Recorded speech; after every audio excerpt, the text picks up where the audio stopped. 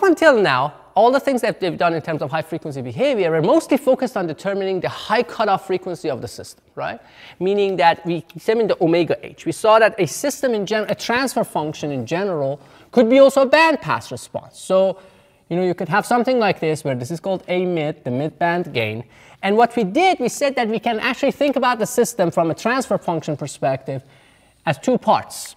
A low-pass response with a cutoff frequency which we called omega h, and we spent a fair amount of time estimating and making approximations and making our approximations better for determining that and using that in terms of determining in terms of time constants or modified time constants to account for zeros, things of that. And then there's also a kind of a high pass response, right, with what we call an omega L. So the question, and you remember, if you remember how we wrote this part of it, there were two parts. We wrote this as we broke this transfer function into two segments. There was a low frequency part, the part that's responsible for this high pass response, and a part that's responsible for low pass. The easiest way to account for this make this high pass response is by having a bunch of zeros at 0 or at very low frequencies. Just let's assume it's 0. But it doesn't have to be, they don't have to be exactly at 0, that would produce this kind of rising transfer function. And then you will have to have equal number of poles in this vicinity eventually to make it flat, right? To make the response flat, the Bode plot, the amplitude response flat. So the question is, so then it means that this part of the response will look something like this. So if you just look at this part of the response by itself, you can write it as B1 s plus b2s squared in the denominator. Let me just clean this up. So you have a bn minus 1 s to the n minus 1 plus bn sn. And then you have in the numerator, I'm just going to put all the zeros at 0. They don't have to be, and it won't make a significant difference other than making the math a little bit more messy. So there should be an a, let's call it a n s to the n. All I know is that it has to be nth order, because otherwise it would not flatten. So there's something like this. I mean, there may be other terms, but I'm just going to forget about them for now. So this is the kind of transfer function that produces that blue part of the response. So what we are trying to determine is come up with a similar calculation or estimate to determine this omega L. Because these are the things that matter, right? The low cutoff and high cutoff. For example, if you're making an audio amplifier, right? You want this low cutoff to be below 20 hertz. Let's say you want to amplify everything that possibly anyone can hear. And the high cutoff to be higher than 20 kilohertz, let's say. I don't think any one of us can hear 20 kilohertz at this age. Anyway, so let's assume that we do. Somebody does, like probably a 3-year-old or 4-year-old will. But anyway, so here's the thing. So, and that's an interesting, by the way, there's an interesting story. There's an interesting reason why you lose the high frequency first. You know why you lose the high frequency first, right? Because those are the short, so in your ear you have this like spiral, right? And then it's basically, if you open it up, it's a cone. So there are different little strings of different lengths that resonate at different frequency. Of course, the shorter ones correspond to higher frequency ones. They're at the beginning. They're up front. So they get the brunt of the, power.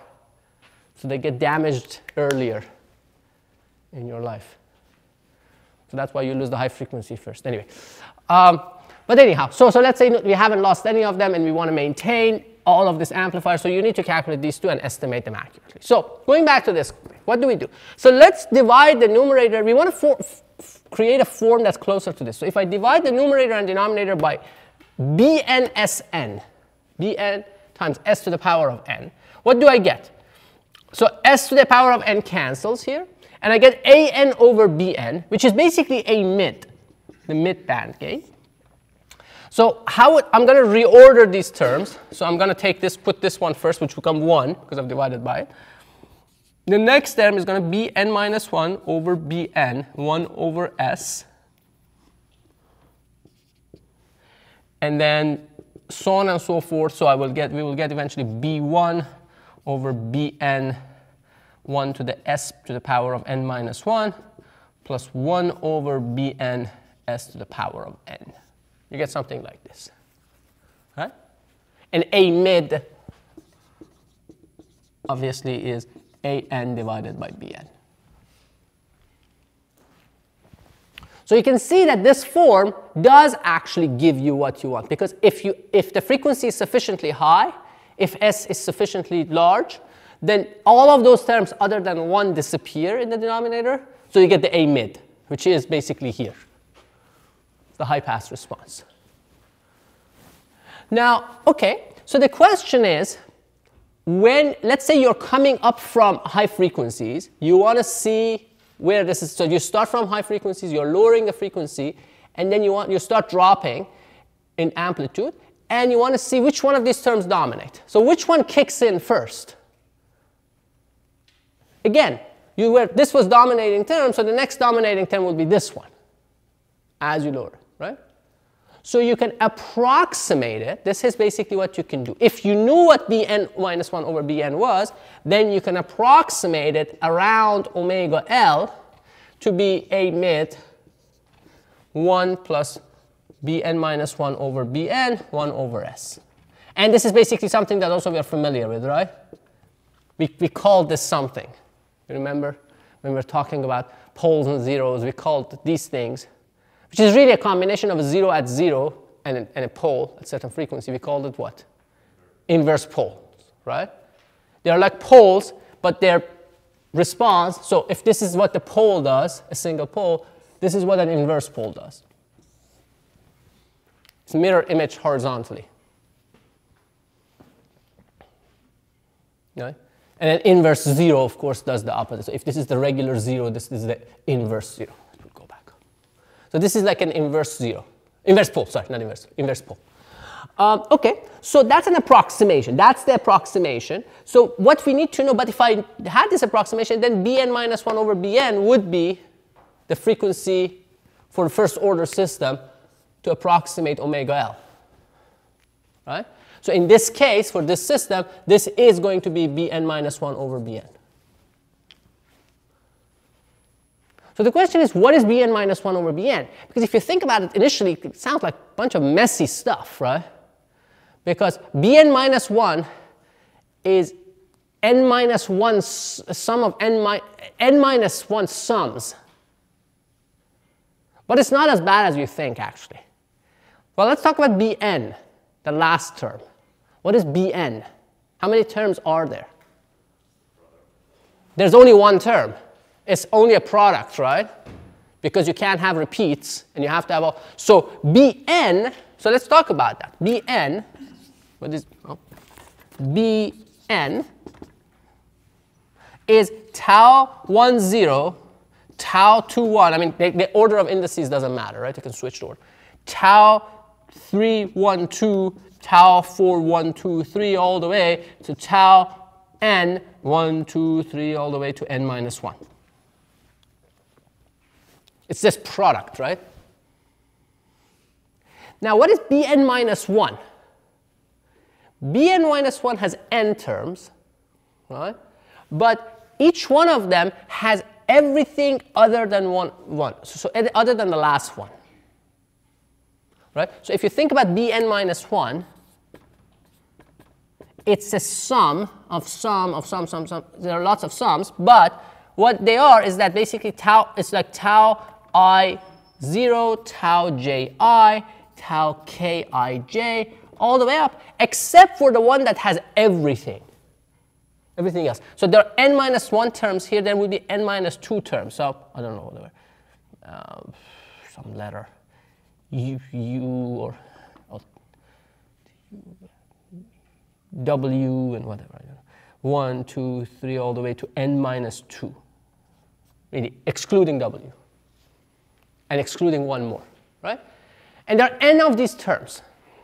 Now, to see this a little bit better, let's keep this here for a second. Let's do a simple example. Let's do a second order system. I want to show it to you in a second order system so it's not too many terms, and then you'll see how it works. So if you look at a second order system, how does it look like? So for a second order system, this would be B1 over B2, right? This Bn minus 1 over Bn, right? So what is B1?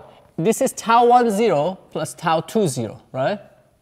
Now what is B2? It's tau 1, 0, tau 2, 1, okay?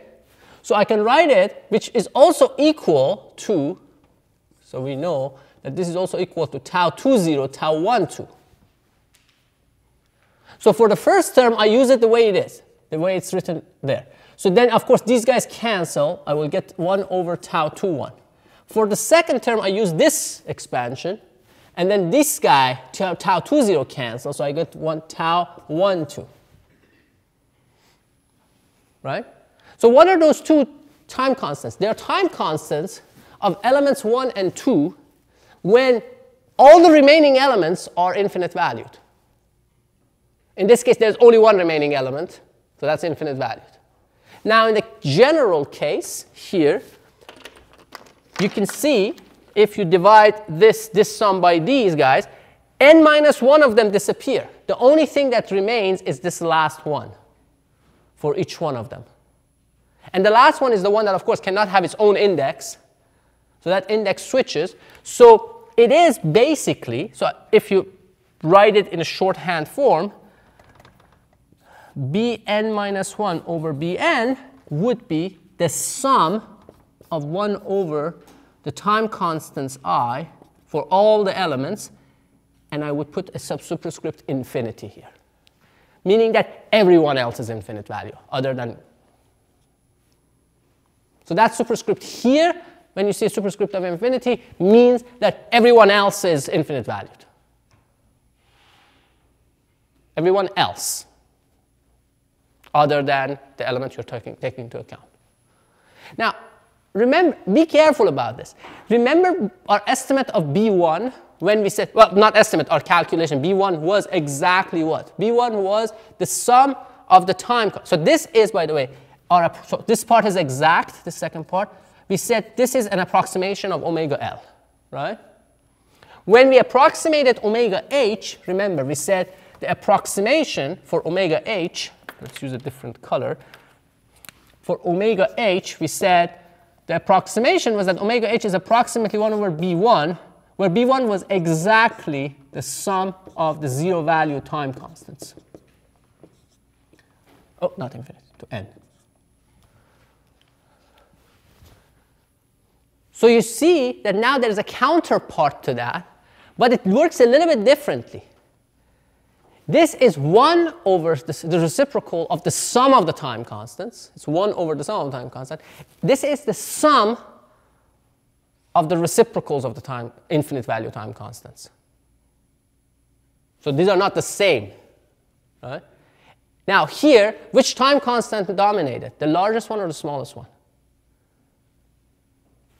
This calculation is dominated by which time constant? The largest or smallest? The largest. How about here? The smallest time constant dominates this.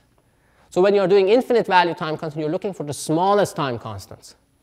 Which makes sense, because you're trying to estimate the low cutoff.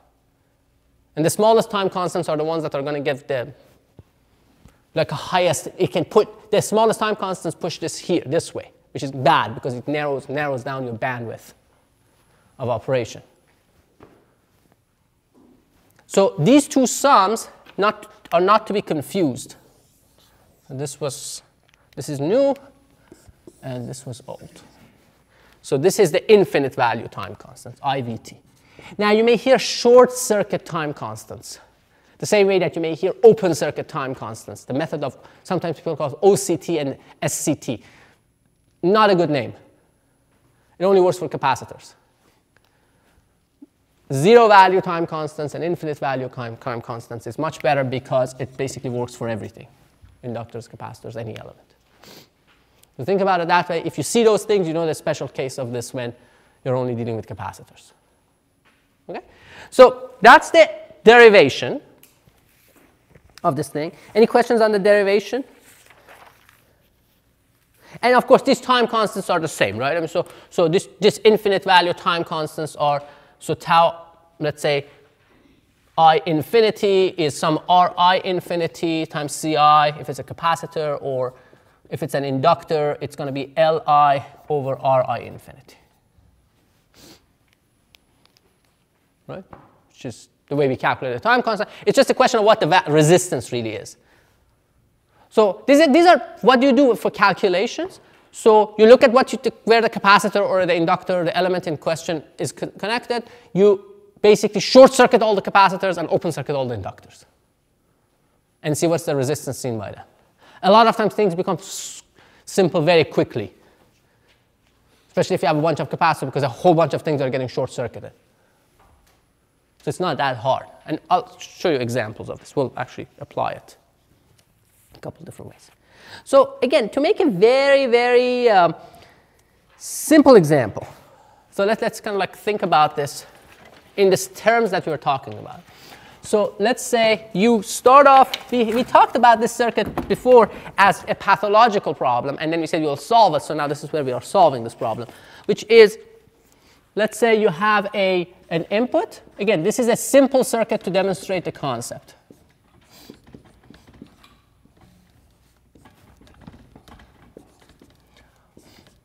This is V in, V out, a common emitter. And then there's a capacitor here, and there's a capacitor. Let me just make them. That's fine. So this capacitor this is a coupling capacitor, Cc, and then there's a C pi. Forget about C mu for now, just to make things simple. So what is the response of this thing? Is it low pass, high pass, band pass? Well, you can see it's not low pass because DC doesn't go through. It's not high pass because infinite frequencies get short. I mean, high frequencies get shorted here. Nothing goes to the output. So if you properly choose these values, it would be a band pass response. Right? So the overall response of this thing would look something like that.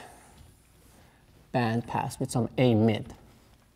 And then there's an omega L, and there's an omega H associated with it. So we're trying to find those. So we can actually go and do a full blast circuit analysis of this thing. But when we do IVTs and see, we have to be careful, because really you would want to kind of apply it to the part of the circuit that's this is applicable to. So you want to kind of, again, not work like a machine. Like we said before, if you start acting like a machine, you can't stop acting like a machine halfway through. Right? So we need to think about this. Say, well, okay, there are really two responses here. I mean, you can do it like a machine. That's not a problem. But just, I don't think it's the best way of thinking about circuit design. So there's this response. There's the high pass response. And then there's a low pass response, shown with blue and red. Yeah. So if I want to think about what the circuit looks like past a mid to higher frequencies, if it's properly designed, what part of the circuit matters? What should have happened to Cc? If you want to have a flat gain at some point before you start losing your gain at very high frequencies. The Cc should be very low impedance, right? It should be large enough so that at those frequencies it doesn't attenuate the signal. So then there's a high frequency equivalent for this circuit, right? So the high frequency part of the circuit is this thing.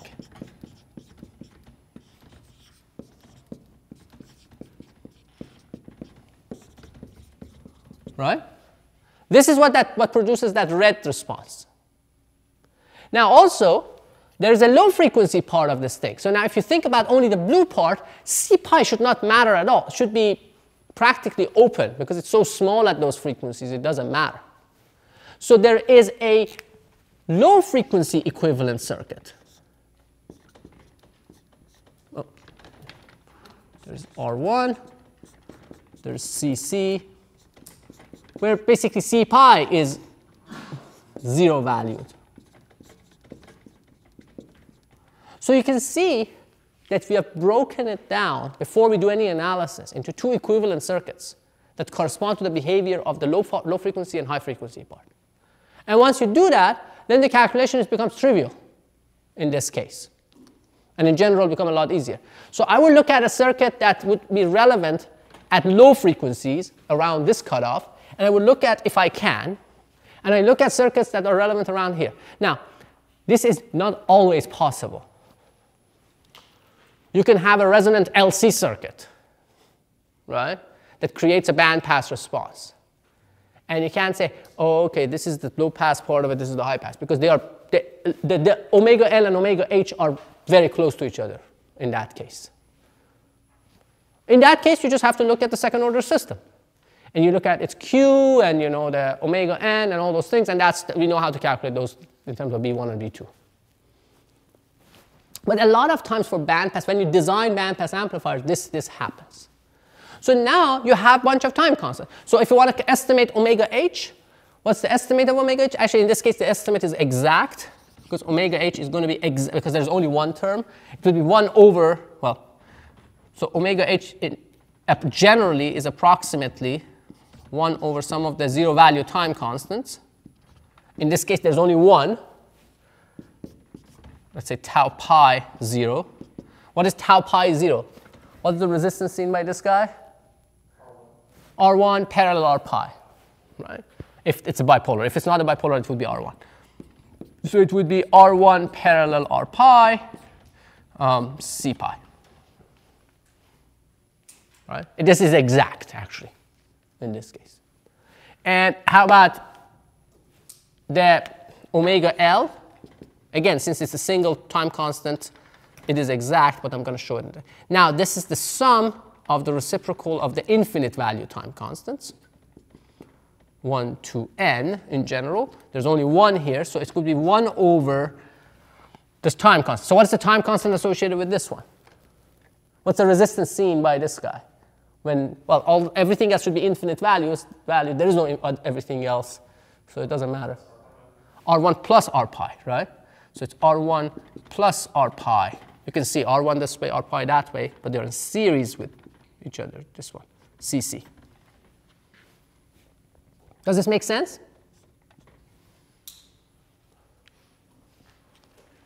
Right? Yep. Questions on that? All right. And you can write it basically in various ways and forms, and you have other variations on that form in your handouts. Okay. If there are no questions on this, next we'll do an example, a design example with a little bit more of these omega L calculations.